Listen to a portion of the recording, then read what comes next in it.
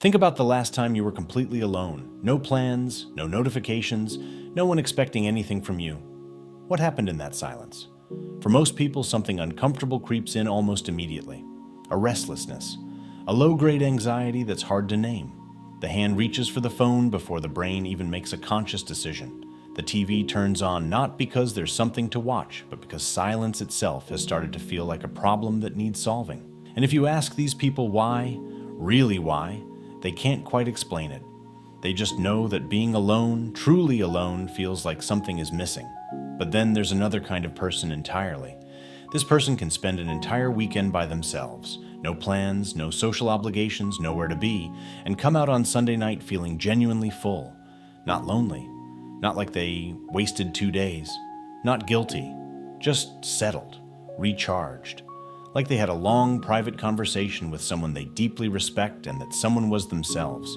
These people don't just tolerate solitude, they prefer it, they protect it, they schedule it, and they'll look you in the eye and tell you, with complete sincerity, that they never really feel bored when they're alone. So what's going on inside their minds? What do they have that makes the silence feel like company rather than emptiness? And more importantly, is it something you can learn? Let's start at the beginning. Psychology has a term for what these people have: self-sufficiency. In the context of introversion, it refers to a person's ability to be their own primary source of stimulation, comfort, and meaning. These are people who have built, sometimes deliberately, sometimes completely without realizing it, a genuinely rich inner life. When the external world goes quiet, they don't experience absence. They experience access. Access to thoughts, ideas, feelings, half-finished questions, half-remembered conversations, connections between things that have nothing obvious in common. Their inner world is genuinely interesting to them, and being alone simply gives them the time and the space to live in it. Now, the neuroscience here is actually fascinating. The introvert brain processes dopamine, the brain's primary reward chemical, differently than the extrovert brain does. Extroverts tend to need a lot of external stimulation to get a meaningful dopamine response. Parties, new people, spontaneous plans, social validation. All of that floods the extrovert's reward system in a way that feels genuinely good. But the introvert's brain is already running at a higher baseline level of internal arousal. More external stimulation doesn't give them more reward. It actually tips them past their optimal point and into overwhelm. Solitude, by contrast, brings their nervous system back into a comfortable range. It's not avoidance, it's regulation. Their brain is simply doing what it needs to do to function well. But here's something worth paying close attention to. Not every introvert handles solitude equally. Some introverts know they need alone time, they pursue it, and then once they're inside it, they feel vaguely uneasy. Like they're waiting for something. Like they should be doing something more productive or more social or more something. The specific people we're examining today, the ones who genuinely never feel bored when they're alone, have something beyond just a preference for quiet. They have what psychologists describe as a rich internal world, and what that actually means is that their mind is, to them, genuinely compelling company. They think in questions, they think in patterns, they take something they saw or heard earlier in the week and they turn it over in their mind, examining it from 3 different angles, wondering what it actually means. They revisit old memories not out of regret or nostalgia, but almost like a researcher going back to primary sources, looking for details they missed the first time. They notice things about themselves that most people never stop long enough to notice. Being alone doesn't create an absence of interesting content. It creates a surplus of it. This connects directly to a personality trait that psychologists call openness to experience. People who score high in openness are naturally curious, not just about the world outside them, but about the landscape of their own mind. They find abstract ideas genuinely interesting. They get absorbed in creative work. They're the ones who sit down to read for 20 minutes and look up to find 3 hours have passed. They're the ones who go for a solo walk and come back having worked through something that had been knotted up in their chest for weeks. Their inner life isn't a retreat they go to reluctantly when nothing else is available. It's a place they actively want to be. There's also something quieter underneath all of this: self-awareness. People who are genuinely comfortable alone tend to know themselves well. They know what drains them and what restores them. They know when their mood is off and roughly why. They've spent enough uninterrupted time with themselves that they're no longer strangers to their own inner weather. And this self-knowledge functions almost like companionship. When you truly understand yourself, your patterns, your instincts, your recurring fears, and your persistent longings, you are never entirely without company. Contrast this with people for whom solitude feels unbearable. Often, though not always, there's a discomfort with self-reflection buried underneath the restlessness. Being alone forces an encounter with your own unfiltered thoughts, and if those thoughts tend toward anxiety, self-criticism, or old unresolved things, then silence stops feeling neutral and starts feeling like a threat.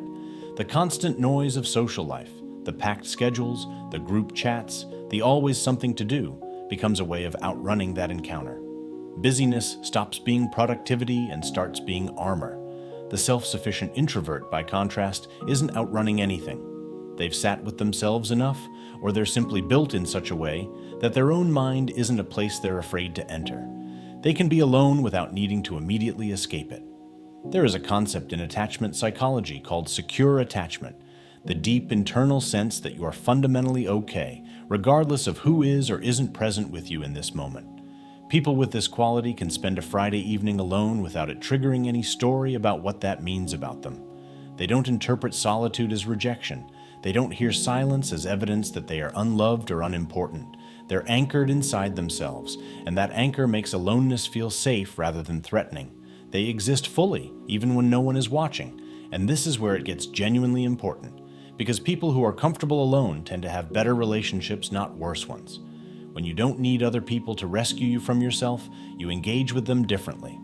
You reach out because you want to connect, not because the quiet has become unbearable. You choose your company rather than just consuming whoever's available. You can give people your real attention because you're not simultaneously asking them to fill a hole. The most meaningful connections aren't built from desperation, they're built from genuine desire. And you can only feel genuine desire when you're not operating from a place of constant need. Research also consistently shows that people who are comfortable in solitude tend to be significantly more creative. The reason for this is almost mechanical. Creativity requires incubation, that slow background processing where the brain makes connections between things that weren't obviously related. That process needs quiet. It needs unscheduled time. It needs space that hasn't already been filled with input. The writer, the designer, the scientist, the entrepreneur who does their best thinking in the shower, all of them are drawing on this same resource. They don't experience long stretches of solitary focus as a cost. They experience it as the condition under which they become most fully themselves. There's also the matter of how time moves when you're comfortable in your own company. Boredom, at its core, is a specific kind of mismatch between the stimulation your nervous system is craving and the stimulation actually available to you. For the self-sufficient introvert, that mismatch almost never occurs when they're alone because the stimulation they need is internal and it's always there. Time doesn't drag for them. They're not watching the clock. They're inside something. A thought, a question, a creative problem, a feeling worth examining. And time moves the way it moves when you're genuinely engaged in living. So what does this mean for someone who doesn't naturally feel this way? The honest answer is that comfort with solitude can be built. It doesn't happen overnight, and it doesn't happen by forcing yourself to sit in an empty room and suffer through the discomfort. It happens slowly, through a series of small choices to stay with yourself a little longer each time before reaching for a distraction. It happens through activities that genuinely absorb you rather than just temporarily occupying you. Through journaling, not the kind where you write what you did today, but the kind where you write what you actually think, what you're afraid of, what you want and why. Through long walks without headphones. Through reading books that ask something of you. Through sitting with a difficult question until your mind starts to move around it on its own. What you're doing in all of these practices is building a relationship with yourself. And like any relationship, it takes time, it takes honesty, and at first it can be a little uncomfortable. But what you're working toward is something genuinely worth having. The ability to be alone without feeling abandoned. To be quiet without feeling empty. To exist fully in a room by yourself and feel not the absence of something, but the presence of everything you actually are. The people who never feel bored alone haven't escaped something. They found something. They found their own minds and discovered that it was worth the company all along. The quiet was never empty. For them, it never even came close.